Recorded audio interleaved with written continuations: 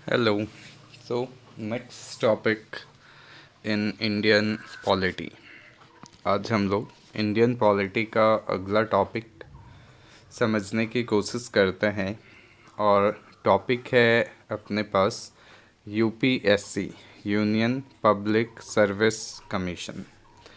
काफ़ी important topic है, काफ़ी चीज़ें इससे रेलेवेंट एग्ज़ामिनेशन में पूछा जाता है, उसी के बारे में हम लोग समझने की कोशिश करेंगे। बेसिकली अगर हम लोग समझें कि यूपीएससी है क्या, तो यूपीएससी बेसिकली अपने पास एक सेंट्रल रिक्रूटिंग एजेंसी होती है इंडिया के अंदर।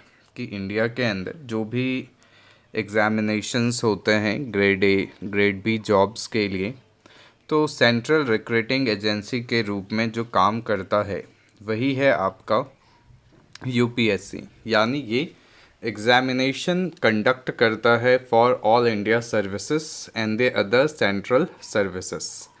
तो यूपीएससी बेसिकली क्या है? तो एक central recruiting agency of India जो एग्ज़ामिनेशन कंडक्ट करेगी किसके लिए? तो ऑल इंडिया सर्विसेज के लिए और दूसरे सेंट्रल सर्विसेज के लिए।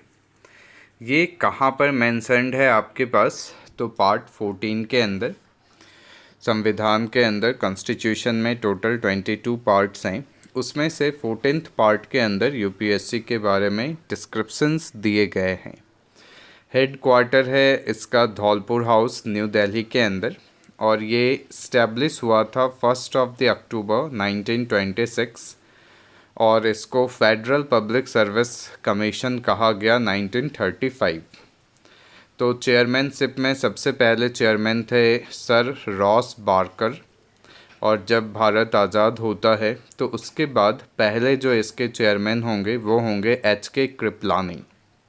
और प्रेजेंट टाइम में वर्तमान में जो यूपीएससी के चेयरमैन हैं वो हैं अरविंद सक्सेना। ये फैक्ट्स अपने को याद रखने हैं कि after independence H K. Kripalani, before independence sir Ross Barker, and the present chairman of the UPSC is Arvind Saxena. अब हम लोग सबसे पहले देखेंगे कौन कौन से आर्टिकल यूपीएससी से रिलेटेड हैं और उन आर्टिकल्स में किन चीज़ों की चर्चा की गई है। तो सबसे पहला है आर्टिकल 315, जो बताता है कि there shall be a public service commission for union and public service commission for each state. 316 article में अपॉइंटमेंट और टर्म की बात की गई है। 317 में रिमूवल एंड सस्पेंशन। 318 आर्टिकल के अंदर it has power to make regulations as to conditions of the service. Service के कंडीशंस के बारे में रूल्स एंड रेगुलेशन बनाने की पावर जो है यूपीएससी को दी गई है। 319 आर्टिकल के अंदर prohibition to hold of office की किस कंडीशन में ऑफिस को प्रोहिबिट किया गया है। उसके बाद आर्टिकल 320 के अंदर functions of public service commission कि पब्लिक सर्विस कमीशंस के क्या फंक्शंस होंगे। 321 आर्टिकल के अंदर पावर टू एक्सटेंड फंक्शन कि किस तरीके से फंक्शंस में एडिशंस किए जा सकते हैं, उसके बारे में। 322 कि जो पब्लिक सर्विस कमीशन है उसके एक्सपेंसेस, यानी कि उसके जो लोगों को सैलरीज मिलेगी या अलाउंसेस मिलेंगे, उसके एक्सपेंसेस कहाँ से आएंगे। और article 323 deals with the reports of public service commission कि पब्लिक सर्विस कमीशन की जो रिपोर्ट बनती है वो चेयरमैन जो हैं प्रेसिडेंट को हैंड ओवर करेंगे और प्रेसिडेंट फिर उसको पार्लियामेंट के अंदर डिस्कस करेगी। उससे रिलेटेड आर्टिकल है 323। तो हम लोगों ने 315 से 323 आर्टिकल्स देखे, जिसमें सबसे पहले क्या था कि there shall be a public service commission, दूसरा अपॉइंटमेंट, तीसरा रिमूवल, चौथा पावर टू मेक रेगुलेशन, पांचवा प्रोहिबिशंस, सिक्स्थ आर्टिकल 320 जो फंक्शंस के बारे में बताता है। 321 फंक्शंस को एक्सटेंड करने की बात करता है। तो 322 जो है वो एक्सपेंसेस के बारे में बात करेगा कि कहाँ से इनको पैसे वैसे मिलेंगे। और last article deals with the reports of public service commission. अब आता है ऑल इंडिया सर्विसेज।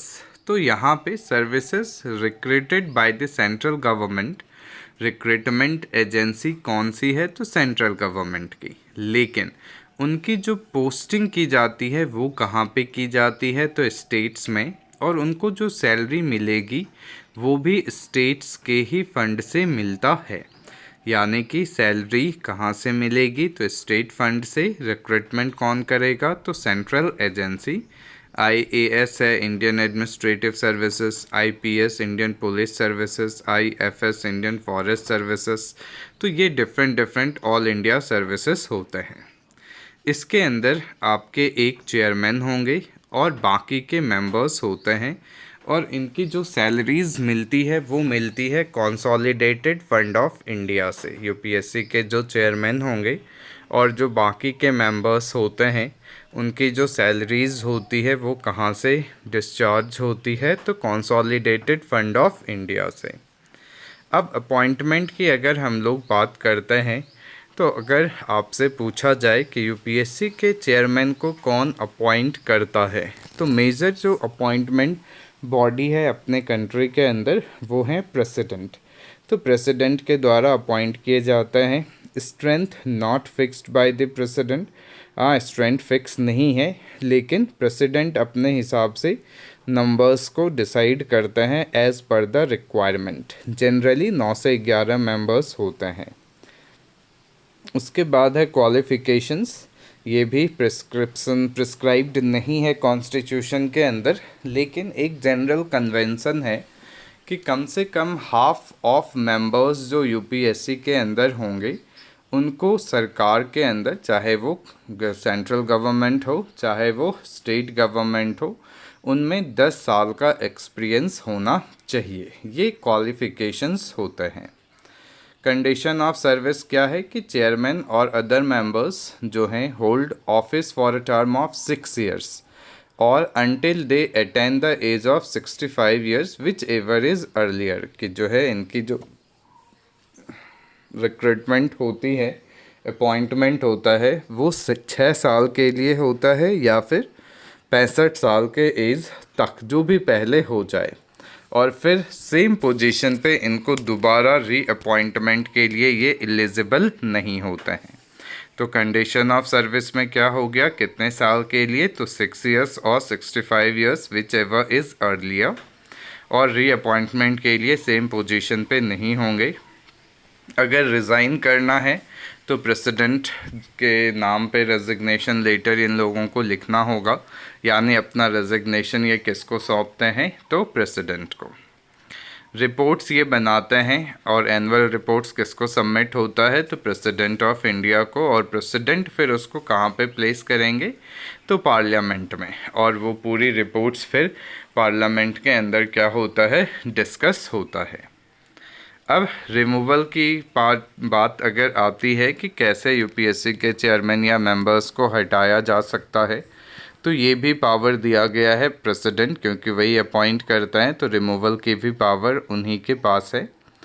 कंडीशंस है कि इंसॉल्वेंट हो जाए या फिर जो ड्यूटीज़ उनको दी गई है वो उसके अलावा कहीं और पेड एम्प्लॉयमेंट के रूप में वो काम कर रहे हों, फिज़िकली मेंटली अनफिट हो जाएं अपने ऑफिस को कंटिन्यू करने के लिए, या फिर मिसबिहेवियर के बेसिस पर भी इनको हटाया जाता है। लेकिन मिसबिहेवियर के कंडीशन पे प्रेसिडेंट को रेफ़र करना पड़ता है मैटर सुप्रीम कोर्ट को, और सुप्रीम कोर्ट जो है आपका उसके ऊपर इंक्वायरी करेगी, और जब तक इंक्वायरी होगी तब तक ये सस्पेंडेड फॉर्म में रहेंगे, यानी कि ऑफिस नहीं जाएंगे।